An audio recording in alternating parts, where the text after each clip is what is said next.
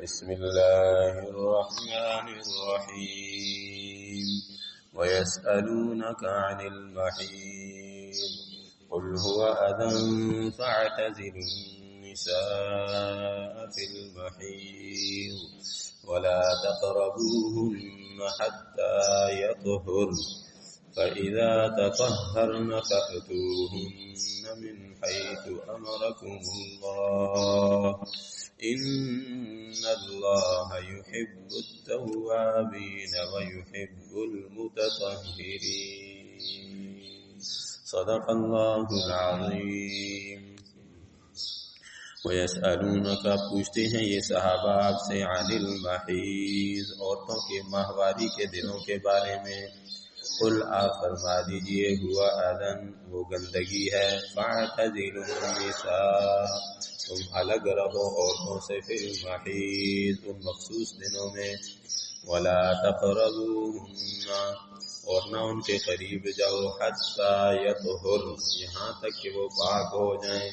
فَإِذَا تَطَهَّرْنَ سو جب وہ پاک ہو جائیں فَأْتُوهُنَّ تو جاؤ ان کے پاس من حیث جہاں سے امرکم اللہ حکم دیا ہے تم کو اللہ نے. ان اللہ یحب التوابین بے شک اللہ پسند کرتا ہے توبہ کرنے والوں کو ویحب المتطہرین اور پسند کرتا ہے پاک صاف رہنے والوں کو.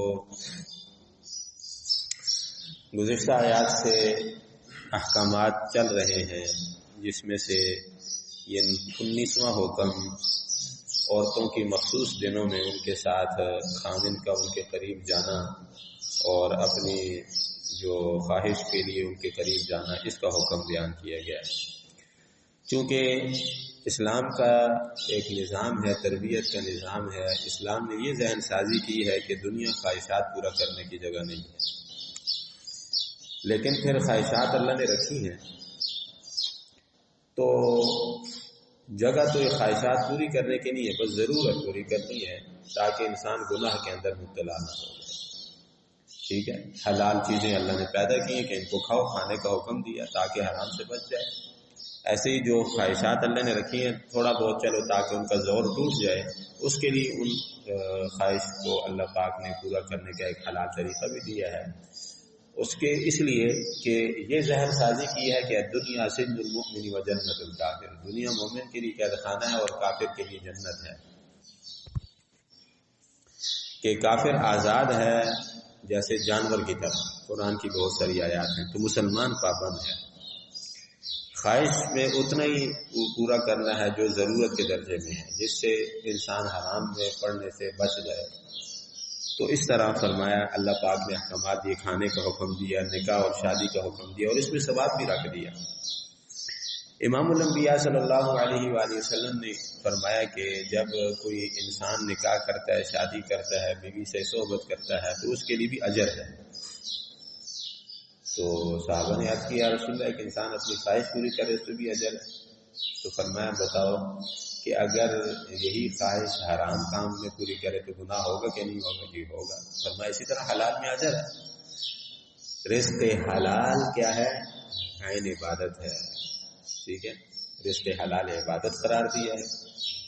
حلال کو استعمال میں لگے کہ دنیا ضرورت پوری کرنے کی جگہ ہے. وَأَمَّا مَنْ خَافَ مَقَامَ رَبِّهِ وَنَهَى النَّفْسَ عَنِ الْهَوَىٰ جو شخص اپنے رب کے سامنے کھڑا ہونے سے ڈرا اور اپنے نفس کو روک لیا قابو پا لیا لگام ڈال دی کس سے؟ خواہش کو پورا کرنے سے. تو ایک قدم نفس پہ رکھا اس نے لگام ڈالی ادھر سے سیدھا جنت میں. فَإِنَّ الْجَنَّةَ هِيَ الْمَأْوَىٰ جنت اس کا ٹھکانہ ہے. ٹھیک ہے تو یہ فرمایا فَأَمَّا مَنْ طَغَىٰ جس نے سرکشی کی نفس کو کھلا چھوڑ دیا جانور کی طرح. جیسے جانور کو کھلا چھوڑ دیا جائے تو وہ کہیں رکتا ہے کسی جگہ جا کے رکتا ہے؟ کوئی نہیں رکتا. اس کو جوتے پڑتے ہیں پتھر پڑتے ہیں. ٹھیک ہے نا آپ جس کی کھیت میں جائے گا آگے سے وہ جو ہے وہ ڈنڈے مارے گا اور پتھر مارے گا. ٹھیک ہے نا دنیا میں بھی یہ حال ہوتا ہے. سمجھ آئی کہ نہیں؟ تو اس طرح اللہ نے مثال دی جس نے اپنے نفس کو کھلا چھوڑ دیا اور جاؤ جی پابندی میرا جسم میری مرضی یہ کون ہوتے ہیں، یہ ہے، یہ صحیح ہے، یہ نہیں صحیح ہے، ہم بھی مسلمان ہیں، ہمیں پتہ ہے، ٹھیک ہے۔ پتہ ہونے کا جہاں تک تعلق ہے، پتہ ہونا دین نہیں ہے، جو پتہ ہے اس پہ عمل کرنا۔ معلومات کی حد تک تو یہودی ہم سے زیادہ ہمارے دین کی اور قرآن کی معلومات رکھتے ہیں۔ اللہ نے قرآن کے اندر فرمایا الذین آتیناہم الکتاب یعرفونہ کما یعرفون ابناءہم، یہ ایسے پہچانتے ہیں کہ آپ اللہ کے آخری نبی ہیں جیسے اپنے بیٹوں کو پہچانتے ہیں، لیکن کیا یہ جاننا ان کے کام آئے گا؟ بلکہ الٹا اور سزا کی مستحق بنے گا۔ تو ایسے ہی جاننا یہ دین نہیں ہے، جاننے کے پیچھے اگر ماننا ہو تو یہ دین بن جاتا ہے، جاننا بھی اور ماننا بھی۔ سمعنا و اطعنا، یہودیوں نے کیا کہا تھا جب طور پہاڑ کا ٹکڑا اللہ نے اٹھایا، ان کے سروں پہ جو ہے یوں بادل کی طرح اللہ لے آئے کہ مانو اس تورات کو، نہیں تو یہ مرو گے ابھی، تو انہوں نے کیا کہا سمعنا و عصینا، سن لیا مانیں گے نہیں۔ ایمان والوں کو کیا بول سکھلایا کہ سن بھی لیا مان بھی لیا، ٹھیک ہو گیا۔ تو فرمایا جس نے اپنے نفس کو کھلا چھوڑ دیا، وہ آخر الحیات الدنیا، بس دنیا کی زندگی ہے جی، وہ دنیا ہی ہے بس، فإن الجحیم ہی المأوی، طرح طرح کے جملے، وہ یہ جہاں مٹھا اگلا کہیں بٹھا، ہاں جی دیکھی جائے گی، جی دیکھی نہیں جائے گی پھر بھگتی جائے گی، اللہ نے اس آیت کے اندر فرمایا جہنم اس کا ٹھکانہ ہو گیا۔ ابھی نماز میں سورہ الف لام میم سجدہ تلاوت کی گئی، اس میں بھی اللہ پاک نے سجدے کے بعد، جہاں سجدے کی آیت ہے اس کے بعد فرمایا کہ افمن کان مؤمنا کمن کان فاسقا، کیا ایمان والا اور گنہگار، نافرمانی کرنے والا، فرمانبرداری کرنے والا اور نافرمانی کرنے والا کیا برابر ہو سکتے ہیں؟ لا یستوون، دونوں برابر نہیں ہو سکتے۔ کیسے برابر نہیں ہو سکتے؟ آگے اللہ نے خود بتایا اما الذین آمنوا وعملوا الصالحات فلہم جنات المأوی، جو ایمان لائے اور نیک عمل کریں۔ قرآن میں جہاں بھی جنت کا وعدہ ہے وہ ایمان اور نیک عمل پہ، اللہ نے صاف طور پہ فرمایا کہ ایمان کے بعد ایمان کے جاننا بھی اور ماننا بھی، ٹھیک ہے۔ جنہوں نے ایمان لائے اور نیک عمل کیے، جنت ان کا ٹھکانہ ہے، نزلا بما كانوا يعملون، یہ مہمانی ہے ان کے دنیا میں نیک اعمال کرنے کی بدولت۔ انہوں نے اپنے نفس پر قابو پایا، دنیا میں نیک عمل کیے، ٹھیک ہے، اپنے نفس کو مجبور کیا، چل آگے تو مجھے بھی جہنم میں لے کے جائے گا، ہاں جی چل آگے، اٹھ نماز کا ٹائم ہو گیا، اٹھ یہ کام، یہ کام نہیں، چل واپس چل، ادھر سے ادھر کام خراب ہو رہا ہے، میرا ایمان برباد ہو رہا ہے، میری آخرت برباد ہو، چل نکل جلدی شاباش ہو جائے۔ اس طرح اپنے نفس کو لگام دے کے رکھا، مقابلے کے لیے نہیں، لوگوں کو دکھانے کے لیے تو گھوڑے کو لگام ڈالی رکھی، لیکن اللہ کو دکھانے کے لیے اپنے نفس میں لگام نہ ڈال سکے۔ یہ کوئی مسلمان ہے؟ جیسے جانور، کسی جانوروں میں جو نر جانور ہوتے ہیں، جب کسی مادہ جانور کو دیکھتے ہیں بھاگ پڑتے ہیں، جناب بے لگام، تو یہ بھی ذرا سے کسی نامحرم پر نظر پڑ گئی، جناب بے لگام ہو گیا، یہ کوئی مسلمان ہی ہے؟ پھر مسلمان کس بات کا، لگام ہی نہیں ہے اس کے پاس۔ تو فرمایا کہ جس نے لگام ڈال کے رکھی، نزلا بما كانوا يعملون، یہ مہمانی ہوگی اس کی اللہ کی طرف سے، خوب خواہش پوری کرے گا، نہ جوانی ختم ہوگی، نہ زور ختم ہوگا، نہ طاقت ختم ہوگی، پڑھتے ہی جائیں گے، سمجھ آئی؟ اللہ نے فرمایا ولدینا مزید، اللہ فرمایا کہ اور بھی بہت کچھ ہے، کھاؤ پیو استعمال کرو، کوئی پابندی نہیں ہے، پابندی ختم۔ کلوا واشربوا ہنیئا بما اسلفتم فی الایام الخالیہ، کھاؤ پیو موجیں اڑاؤ مزے کرو۔ دنیا کی کیا موجیں ہیں؟ دنیا میں کافر بھی بوڑھا ہوتا ہے کہ نہیں، بیمار ہوتا ہے کہ نہیں، کھا سکتا ہے، کھاتا رہے، ایسے ہو سکتا ہے؟ کتنا کھائے گا؟ 10 دیگیں کھا لے گا نا، کتنا کھا لے گا؟ آخر بس تو کرے گا۔ جنت میں کیا، جو اللہ کی مہمانی ہوگی ایمان اور نیک عمل والے کے لیے، فرمایا کھاتا جائے گا 40 سال کا، ہاں جی کتنے سال تک؟ 40 سال تک کھاتا جائے گا، وہ اللہ کی مہمانی ہوگی۔ کوئی پیشاب پخانا نہیں، ایک ڈکار آیا سب ختم، پسینہ آیا ختم، پسینے میں بھی بو نہیں ہوگی، خوشبودار پسینہ ہوگا، ختم۔ نہ یہ ناک کی گندگی، نہ کانوں کی گندگی، نہ پیٹ کی گندگی، نہ منہ سے گندگی، نہ آنکھوں کی گندگی، کوئی گندگی نہیں، بس صاف ستھرے، جردن مردن، ٹھیک ہے نا جی، کوئی بال شال نہیں ہوگے، نہ داڑھی، نہ کوئی بس خوب، کوئی کسی قسم کی جو ہے وہ ضرورت نہیں ہے پریشانی، جوانی ہے، طاقت ملے گی، زندگی ملے گی ہمیشہ، یہ اللہ کی طرف سے مہربانی ہوگی۔ تھوڑا سا صبر دنیا کے اندر، تھوڑا سا صبر۔ جب انسان حلال میں لگتا ہے اللہ پاک وہ لذت دیتے ہیں، وہ لذت دیتے ہیں کہ اسے حرام اتنا گندا لگتا ہے جیسے پخانا انسان کو گندا لگتا ہے۔ جب انسان لگام نہیں ڈالتا اپنے نفس کو، پھر حرام میں کوئی، جیسے وہ کہتے ہیں کہ وہ ایک بھنگی جو ہے وہ بے ہوش ہو گیا تو اس کو کوئی کیا لا رہا ہے، پانی لا رہا ہے، کوئی خوشبو سنگھا رہا ہے، تو ایک اسی کا جماعت کا آیا، اس نے کہا کیا یہ آپ کی جماعت کا بھنگی جو ہے آپ وہ بے ہوش ہوا، اس نے گندگی اٹھائی نا، اس کو سنگھائی، وہ ٹھیک ہو گیا، ہو جائے۔ تو جو انسان حرام میں لگتا ہے حلال سے بھاگتا ہے تو پھر اس کو حرام میں مزہ آتا ہے، حلال کی لذت اللہ چھین لیتے ہیں۔ حلال کمانے کی، حلال استعمال کرنے کی، حلال عورت کی، حلال دیکھنے کی لذت اسے مزہ ہی نہیں آتا، یہ بیماری ہے۔ ایسے انسان اللہ نے عقل دیا، کہتے ہیں عقل بڑی کے دائیں، وہ پھر اللہ والوں کی صحبت اختیار کرتا ہے، اسے فکر لگتی ہے یار میں کدھر جا رہا ہوں، حرام میں جا رہا ہوں، حرام میں جا رہا ہوں، مجھے مزہ آ رہا ہے حرام میں، یہ تو مجھے دیمک لگا ہوا ہے، مجھے کھا کے جہنم تک لے جائے گا۔ وہ پھر اہل اللہ کی صحبت اختیار کرتے ہیں، میں کہیں جاؤں۔ جیسے واقعہ ہم سنتے ہیں نا، ایک بندے سے قتل ہو گئے، 99 قتل، یار میں نے کیا کر دیا ہے، کیا کیا میں نے ہلاک کر دیا اپنے آپ کو، یہ کیا ہو گیا مجھ سے۔ اب جناب وہ تلاش میں نکلا کہ کسی اللہ والے کی تلاش کروں، کسی ایک جو ہے وہ عابد کے پاس چلا گیا جو جاہل تھا، صرف عبادت ہی کر رہا تھا، علم نہیں تھا اس کے پاس۔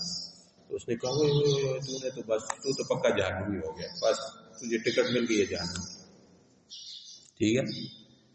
اس کو اور غصہ آیا، اچھا وہ بس ایسا دماغ اس کا شارٹ ہوا، اس نے خود شارٹ کیا نا اس کا دماغ، تو کسی کو کہنا تو شارٹ ہو گیا بھائی، پھر وہ کہتا ہے اچھا میں شارٹ ہو گیا، میں بتاتا ہوں کیسے شارٹ ہوتا ہوں۔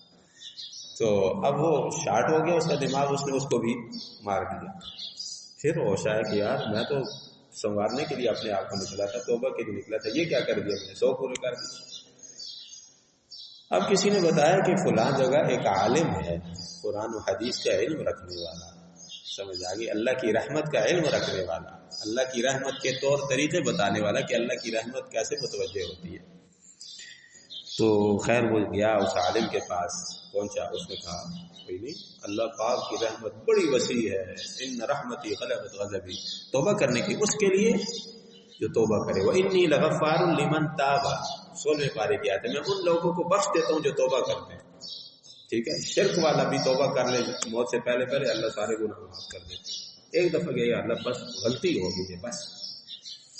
تو خیر اس عالم نے بتایا کہ ایک تو توبہ کرے گا، توبہ کا طریقہ یہ ہے، قرآن و حدیث کی روشنی میں توبہ کا طریقہ یہ ہے کہ تو اپنے لوگوں کی صحبت، اپنی بستی چھوڑ دے، تیری غلط صحبت ہے، غلط اٹھنا بیٹھنا ہے، تو پھر اس کے لیے ضروری ہے توبہ کرنا چاہتا ہے، پہلی چیز اپنی صحبت چھوڑ دے، جا فلاں بستی ہے اللہ والوں کی، وہاں اللہ کے حلقے لگتے ہیں، اللہ کی باتیں ہوتی ہیں، وہاں چلا جاؤ، وہاں جا کے اپنے آپ کو سنوار۔ یہ جو اللہ کے راستے میں نکالا جاتا ہے نا کہ اپنے ماحول کو چھوڑے تھوڑے دنوں کے لیے، ماحول میں رہ کر آدمی کا اس ماحول سے نکلنا بڑا مشکل ہوتا ہے، ٹھیک ہے نا۔ کوئی مریض ہے، اس سے نشہ چھڑوانا چاہتے ہیں تو اس کو اس نشے والے ماحول سے پہلے نکالتے ہیں، ٹھیک ہے نا۔ تو ایسے ہی اللہ کے راستے میں اسی لیے نکالا جاتا ہے۔ اب خیر واقعہ آپ نے سن رکھا ہے کہ پھر وہ جاتے جاتے اللہ نیک لوگوں کی بستی کے پاس جا رہا تھا تو راستے میں اس کا انتقال ہو گیا، موت آ گئی۔ اب جناب جہنم والے فرشتے بھی آ گئے، جنت والے بھی آ گئے۔ جنت والے کہہ رہے ہیں ہم لے کے جائیں گے، بھائی 100 کا قاتل ہے۔ جنت والے کہہ رہے ہیں توبہ کر کے نکلا ہے، توبہ کے لیے نکلا ہے، ہم لے کے جائیں گے۔ اللہ کی طرف سے فرشتے اللہ نے بھیجا کہ بھائی اور زمین ناپ لیں، جس بستی کے قریب ہے انہی لوگوں کے ساتھ اس کا حشر کر۔ تو اب روایات میں آتا ہے کہ وہ اپنی گنہگار لوگوں کی اپنی بستی کے قریب تھا، اللہ نے زمین کو تھوڑا کر دیا اور دوسری زمین کو اللہ نے سکیر دیا، نیک لوگوں کی بستی کی طرف زمین اللہ نے تھوڑی کر دی اور اپنی بستی کی طرف زمین کو اللہ نے لمبا کر دیا، تو اس کا حشر نیک لوگوں کے ساتھ ہو گیا، جنت کے فرشتے لے گئے اس کو۔ تو یہ اللہ کی ذات ہے، جب انسان توبہ کرتا ہے، معافی مانگتا ہے، غلطیاں سب سے ہوتی ہیں، کوئی غلطیوں سے پاک نہیں ہے، لیکن کوئی اللہ کی طرف آئے صحیح۔ بہرحال عرض میں کر رہا تھا کہ اسلام کا ایک تربیت کا نظام ہے کہ دنیا عارضی ہے، یہاں خواہشات نہیں پوری کرنی، حلال طریقہ جو اللہ نے دیا ہے اس میں اللہ پاک نے یہ مسئلہ بیان فرمایا، عورتوں کے جو مخصوص دن ہوتے ہیں اس میں اللہ پاک نے فرمایا یہ گندگی ہے، اعتدال والا راستہ بتایا۔ زمانہ جاہلیت میں کیا ہوتا تھا، اللہ اللہ، ان مخصوص دنوں میں عورت کے ساتھ وہ ظلم جانور جیسا سلوک ہوتا ہے کہ یہ تو بالکل جانور ہے، اللہ کونے میں بٹھا دیا، جانور کی طرح روٹی پھینک دی، کوئی بول چال نہیں، کسی برتن کو ہاتھ نہیں لگا سکتی کچھ۔ تو اللہ پاک نے فرمایا کہ دیکھو ایسی بات نہیں، اعتدال والا مسئلہ یہاں ذکر فرمایا کہ دور رہو، صرف صحبت نہ کرو اپنی ان عورتوں سے، اپنی بیویوں سے ان دنوں میں صحبت نہ کرو، انسان کے لیے صحبت منع ہے۔ باقی وہ حضرت امی عائشہ صدیقہ رضی اللہ عنہ فرماتی ہیں حضور علیہ السلام کا میں سر دھو دیا کرتی تھی، سر میں تیل لگا دیا کرتی تھی انہی دنوں میں، ان مخصوص دنوں میں میں روٹی پکانا، کھانا، سارے کام کرنا صرف، اور خامن کو حکم ہے کہ خامن بیوی جو ہے وہ صحبت نہ کرے، صرف جسم کے ایک حصے پر پابندی لگا دی کیونکہ دنیا پابندی کی۔ یہ اسلام کا تربیت کا ایک نظام ہے کہ دیکھو عموماً تقریباً 3 دن 4 دن 7 دن 8 دن اتنے دن ہوتے ہیں، اس میں پورا مہینہ آپ کو ٹھیک ہے، آپ اپنی اللہ پاک نے تمہیں جو ہے دی ہے، حلال طریقے پر اپنی خواہش پوری کرو۔ ناف سے لے کے گھٹنوں تک یہ جسم کا حصہ ان دنوں میں پابندی لگا دی کہ اس جسم کے حصے کو، کیونکہ دنیا پابندی کی جگہ پابند بنانا چاہتے ہیں اللہ پاک، ٹھیک ہوگا کہ نہیں؟ اور اس میں اللہ نے فرمایا یہ گندگی ہے، یہ دن جو ہے نا وہ یہ اس حصے میں گندگی نکلتی ہے تمہارا، یعنی تمہارا اپنا نقصان ہے کہ وہ جراثیم ہوتے ہیں، پھر جسم کے ساتھ لگیں گے تو پھر تمہارا صحت کے لحاظ سے بھی تمہارا نقصان ہے۔ تو اس لیے ان 2-4 دنوں میں بس اپنے آپ کو روکے رکھو، باقی جسم کا سارا حصہ ہے، اگر کوئی بہت ہی زیادہ مجبور ہے تو وہ دوسرے جسم کے حصوں سے اپنا کام چلا سکتا ہے۔ تو ان دنوں میں اس حصے پر، جسم کے اس حصے پر پابندی لگا دی ہے کہ اس حصے کو نہیں استعمال کر سکتے۔ تو اس لیے فرمایا فاتح، اس طرح دور رہو عورتوں سے، اور پاکی تک جو ہے ان کے قریب نہ ہو، اس طرح صحبت کرنے کے لیے جب پاک ہو جائے تو ٹھیک ہے، جہاں سے اللہ نے حکم دیا ہے، اللہ نے حکم دیا ہے جہاں سے، اگلی آیت میں بھی اس کا ذکر آ رہا ہے، جہاں سے اللہ نے حکم دیا وہاں پہ ان کے قریب جاؤ، ناجائز جگہ استعمال نہ کرو، اللہ نے جو ہے وہ راستہ دیا ہے تمہیں، جس راستے پہ دیا اسی راستے پہ چلو۔ اور آگے اللہ پاک نے فرمایا کہ اللہ توبہ کرنے والوں کو پسند کرتا ہے۔ اچھا، اگر کسی مرد عورت سے ان دنوں میں کوئی ایسا جو ہے وہ ہو جائے نادانی میں، کسی وجہ سے، خواہش کے غلبے کی وجہ سے، تو اس کے لیے کیا ہے؟ اس کے لیے فرمایا سب سے پہلی چیز وہ توبہ کرے اور اللہ سے معافی مانگے، اس نے غلط کام کیا ہے، دونوں توبہ کریں اللہ پاک سے۔ اور دوسرا یہ کہ صدقہ کریں، جتنی توفیق ہے صدقہ ضرور کریں۔ حدیث میں آتا ہے آدھا دینار، 1 دینار صدقہ کرے، یعنی کچھ ایسا صدقہ کرے کہ اسے اگلی دفعہ کرتے ہوئے کچھ تھوڑا سا خوف اور ڈر لگے کہ یار صدقہ کرنا پڑے گا، پھر چلو کوئی بات نہیں، ادھر ادھر ہو کے صبر کر لیتے ہیں، کوئی بات۔ تو پابندی کی جگہ اس میں انسان کی صحت کا بھی نقصان ہے، ایمان کا بھی، روحانی جسمانی دونوں نقصان ہے۔ تو اللہ پاک نے حکم دیا، یہ اللہ کی طرف سے حکم، ایک تو فرمایا اللہ توبہ کرنے والوں کو پسند کرتے ہیں، اور متطہرین، صاف ستھرا رہنا۔ اسلام میں صفائی ستھرائی ہے، سادگی ہے، کچے گھر تھے لیکن صاف ستھرے تھے، گند اسلام میں نہیں ہے، سمجھ آئی کہ نہیں؟ اس لیے ہمیں اپنے گلی محلے اور اپنے گھر اور اپنا راستہ، یہاں تک فرمایا کہ راستے سے تکلیف دینے والی چیز کو ہٹا دینا صدقے کا اجر ہے۔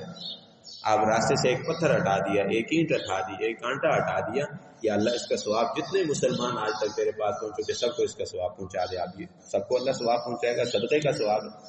تو اس لیے صفائی ستھرائی، 11ویں پارے کے اندر اللہ نے مسجد قباء کا ذکر فرمایا، اور اس میں فرمایا فیہ رجال یحبون ان یتطہروا، اس مسجد قباء میں ایسے مرد ہیں جو صاف ستھرا رہنا پسند کرتے ہیں۔ صحابہ کرام کے بارے میں آتا ہے، مفسرین کرام نے لکھا ہے کہ یہ صحابہ کرام پانی یعنی مٹی اور پانی دونوں استعمال کرتے تھے استنجے کے لیے۔ ان صحابہ کرام کی اللہ نے تعریف فرمائی کہ صحیح طرح اچھی طرح پاک ہوتے ہیں، استنجا کرنا، اپنے آپ کو صاف ستھرا رکھنا۔ اور وہ واقعہ آپ نے سنا، نبی علیہ السلام ایک قبرستان کے پاس سے گزرے، فرمایا 2 قبر والوں کو عذاب ہو رہا ہے، کس وجہ سے؟ فرمایا نبی علیہ السلام فرمایا کوئی بڑی بات نہیں تھی، بڑی مشکل بات نہیں تھی جس سے بچ نہ سکتے، ایسے ہی لاپرواہی سے، ایک تو پیشاب کے قطروں سے، پیشاب کی چھینٹوں سے احتیاط نہیں کرتا تھا، اور پیشاب کرنے بیٹھے کوئی نہیں، جسم پہ چھینٹیں پڑی، ایسی جگہ بیٹھ گئے جناب، حالانکہ طریقہ آداب ہے کہ جہاں آپ نے پیشاب کرنا ہے چھوٹا پیشاب اس جگہ کو نرم کرو تاکہ چھینٹیں نہ پڑیں، نرم جگہ پہ بیٹھو، ٹھیک ہے. تو فرمایا یہ پیشاب کی چھینٹوں سے نہیں بچتا تھا.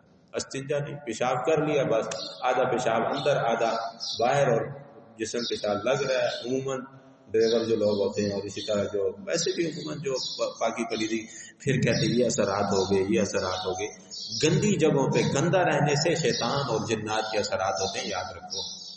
اس لیے بیت الخلاء میں جانے کی کیا دعا ہے؟ اللہم انی اعوذ بک من الخبث والخبائث، گندے جن اور گندی جنریاں ان سے میں پناہ چاہتا ہوں یا اللہ سے. یہ گندی جگہوں پہ ہوتے ہیں.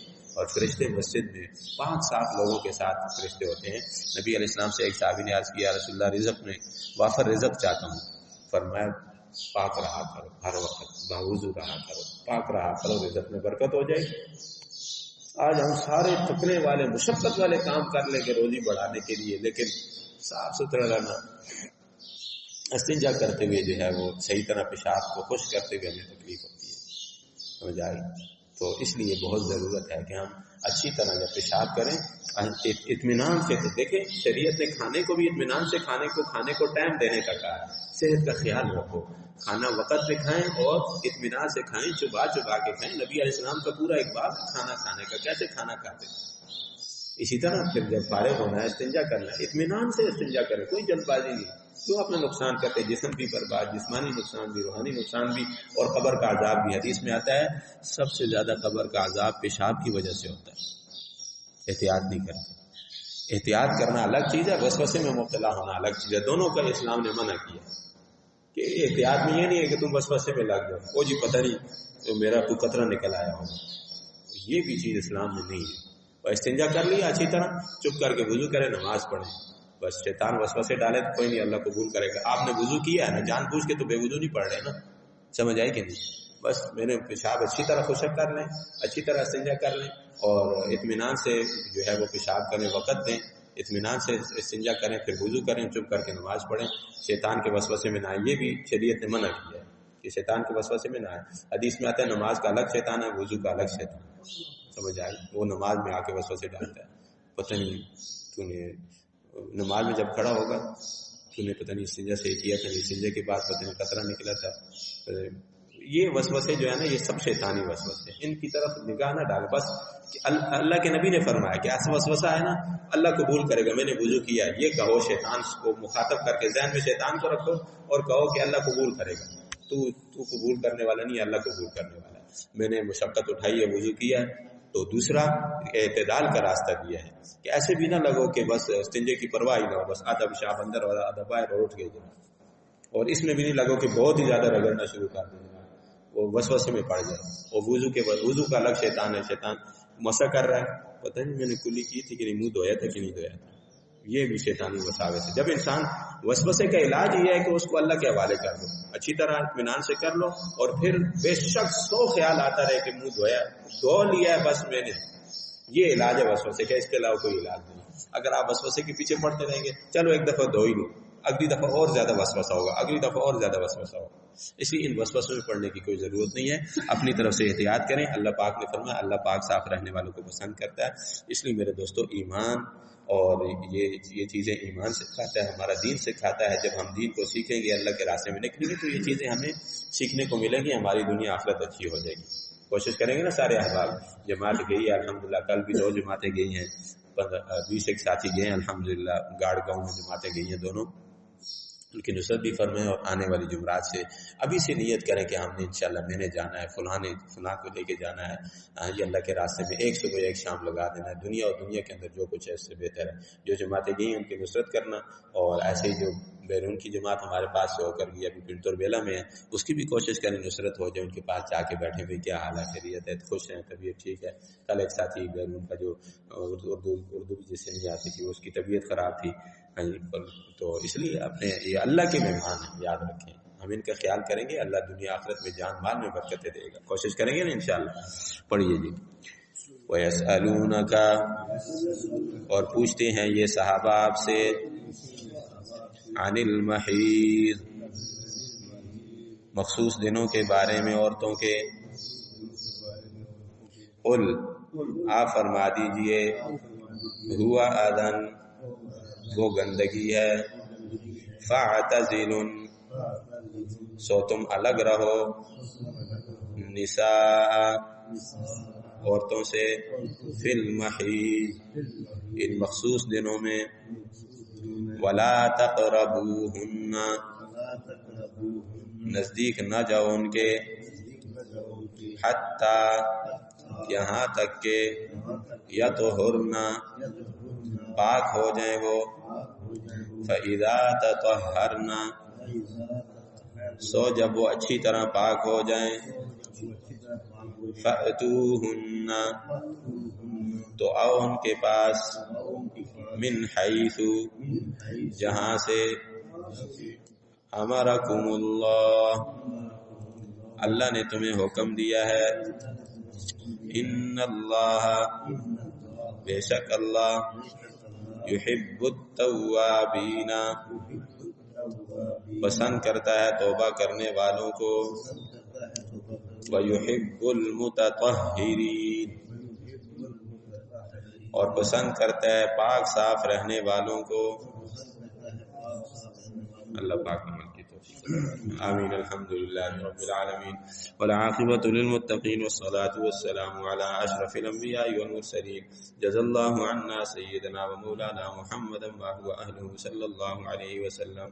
اللہم انا نسألک العفو والعافیۃ فی دیننا ودنیانا واہلنا واموالنا، اللہم انصر اخواننا المسلمین والمجاہدین فی فلسطین، اللہم انصر عساکر المجاہدین فی کل مکان، اللہم ولی علینا بفضلک خیارنا ولا تولی علینا بذنوبنا شرارنا، رب ارحمهما كما ربياني صغيرا، ربنا لا تجعلنا فتنة للقوم الظالمين ونجنا برحمتك من القوم الكافرين، اللهم إنا نسألك من خير ما سألك منه نبيك محمد صلى الله عليه وسلم، ونعوذ بك من شر ما استعاذك منه نبيك محمد صلى الله عليه وسلم، وأنت المستعان وعليك البلاغ ولا حول ولا قوة إلا بالله، آمين آمين آمين برحمتك۔